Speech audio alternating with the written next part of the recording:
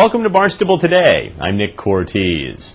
Another week of discussion on our daily talk show, Barnstable This Morning, is in the books, and as we always do on Friday, we're bringing you some of the highlights of the week that was.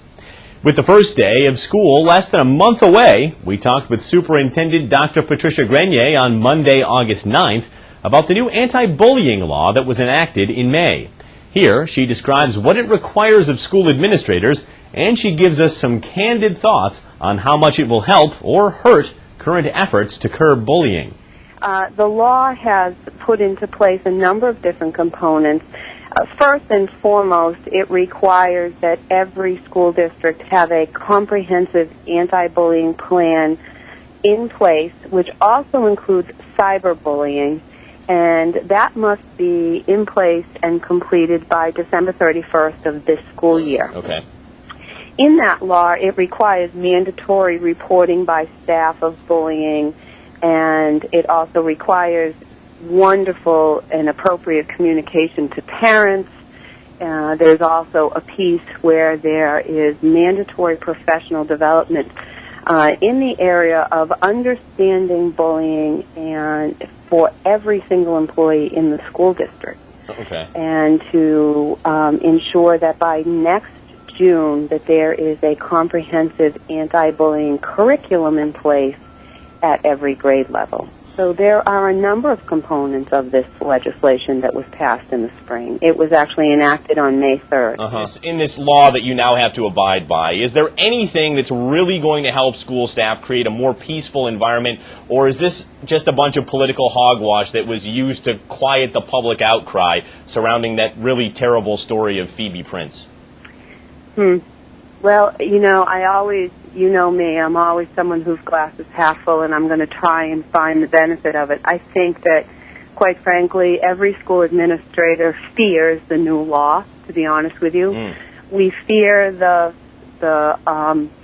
potential that people will think we were doing nothing before, and they will think that we have some kind of magic remedy to bullying because of this law, and we don't. The town council last week failed to produce the necessary two-thirds vote to approve the long-debated implementing regulations for the Craigville Beach District of Critical Planning Concern. Also defeated at that meeting was an alternative proposal to apply the regulations as local zoning changes instead of through the Cape Cod Commission. On Thursday, August 12th, Town Council President Fred Chirigotis explained to us where these decisions leave the town in regard to the DCPC and what could happen next. First of all, the council did not vote to recommend any implementing regs to the Cape Cod Commission. Yeah. That is true. That would have required, the statement was that it required a two-thirds vote. So no implementing regs were recommended by the town. But the DCPC process remains the same. The designation has been in place now. It's going back almost 2 years. Yeah.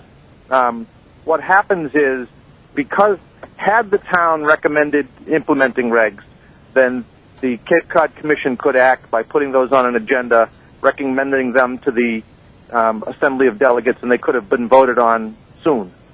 But because a two-thirds vote was not taken to recommend any implementing regs, what happens is the moratorium will remain in place, and it runs until, I believe, November the 5th. On that date, what happens is the town will have not sent their own set of regs to the Cape Cod Commission, and then the Cape Cod Commission will have 30 days to create and recommend its own implementing regulations that are consistent with the designation to the Assembly of Delegates, who will then have an additional 75 days on which to act. Later in our Thursday program, we spent our weekly water protection segment discussing some of the possible factors that led to a number of beach closures over the past week. Helping us out was Barnstable County Department of Health and Environment Director George Hoyfelder, who oversees the weekly sampling program that determines water quality at beaches here in Barnstable and at over 250 others across Cape Cod. Well, there are two things that really can close a beach. One is more of a long-term indicator. It's called a geometric mean number. And if the number is high enough, bacterial counts per 100 mils of sample, If it's high enough over a longer average, then that's an indication that there's a long-term problem. There are very few beaches on Cape Cod that have that. Mm-hmm. The majority of closures are transient. They're one-day closures, and unfortunately, because of the limitation of the indicator system that we're mandated to use, oftentimes the beach is closed the day after it was really, because there's a 24-hour lag time in getting results. So 24 hours later, we close the beach that should have been closed. And 95% to 99% of the time, the follow-up sample, which is on the next day, usually comes up clean. So most of our closures on Cape Cod, very transient, could be due to birds, could be what we call huggy loads. It could be seals going by, because the indicator organism we use is really a fecal indicator from all warm-blooded animals. Okay. And that includes mammals, birds, you name it. Sticking with happenings on and around the shoreline, Barnstable Natural Resource Officer Amy Rado joined us on Friday, August 13th to explain the meaning of some signage around certain town shellfish beds that have been causing some confusion.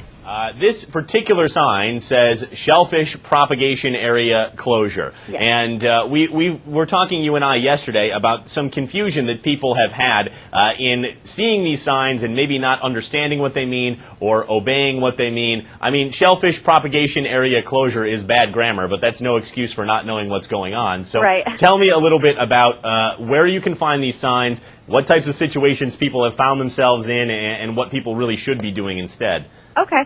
Well, shellfish propagation area closure just means that in between those two signs, which you typically will see in the water in the subtidal area, means that we have planted our juvenile seed that we grow throughout the summer in between those two signs. Mm-hmm. And you can find them anywhere in the 3 Bay area of town. We plant on the south side exclusively with our seed that we grow in the floating upwellers at Prince Cove. And basically, what people need to understand about these signs is that we don't want you to shellfish in between the two signs or towards the shore for probably about 50 feet. Okay, there's one other sign that I want to show here, and let's see if we can get that up there now. There it is. The sign says, notice, closed to shellfishing, area planted with contaminated shellfish. Now, as someone who lives here, I know exactly what that means, but for someone who's not too familiar with it and is just, maybe does recreational shellfishing once or twice a year, I would be confused if I read that sign. Right. Why would the shellfish be purposely planted contaminated? Why would that happen? Right. Well, actually, that's not the only confusion. A lot of the times people want to know if it's contaminated because of the water quality, right, or if it's the actual shellfish. And when you see a sign like that, it does mean that the actual shellfish are contaminated. What we do in this town outside of propagation is shellfish relays.